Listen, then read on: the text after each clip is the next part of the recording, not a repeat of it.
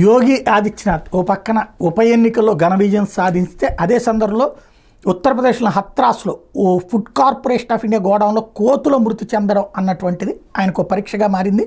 హనుమంతుడు రూపంగా భావించేటటువంటి కోతులకి అక్కడ ఎవరో చంపేశారని ఉంటుంది. ఏకంగా 100కి పైగా ప్రాణాలు కోల్పోయినాయి. ఈ విషయం బయటకు పోకుండా అక్కడే వాటిని పూడ్చిపెట్టారు. ఇది ఆలస్యంగా వెలుగులోకి వచ్చింది. పోలీసులతో కేసు నమోదు చేయమని యోగి ఆదిత్యనాథ్ ఆదేశించారు. స్థానిక నేత హర్షిత్ గౌర్ దీని మీద పోలీసులకు ఫిర్యాదు చేయడంతో ఈ విషయం బయటపడింది. తనకు తెలిసిన వ్యక్తి ఒకళ్ళు ఎఫ్సీఐ గోదాంలో పనిచేస్తున్నారని కోతుల్ని పాతిపెట్టిన విషయం ఆ ఉద్యోగి వల్ల తనకు తెలిసింది. హర్షిత్ తన కంప్లైంట్లో పేర్కొన్నాడు. నవంబర్ 9న ఆహార ధాన్యాలకు చీడపీడలు రాకుండా రసాయనాలు పిచికారీ చేసిన తర్వాత ఆ కోతులు గోదాంలోకి ప్రవేశించి చనిపోయాయి అన్నటువంటిది ఆ ఉద్యోగి ద్వారా తెలిసింది అని. అంటే ఇక్కడ ఎవరో చంపలేదు, ఆ పురుగు మందుల వల్ల చనిపోయారన్నటువంటిది. ఘటన జరిగిన వెంటనే ఉద్యోగులు ఆ విషయాన్ని బయటికి చెప్పలేదు అంటూ కంప్లైంట్లో చెప్పుకొచ్చారు. దీని మీద సమగ్ర దర్యాప్తుకు ఆదేశించారు యోగి ఆదిత్యనాథ్.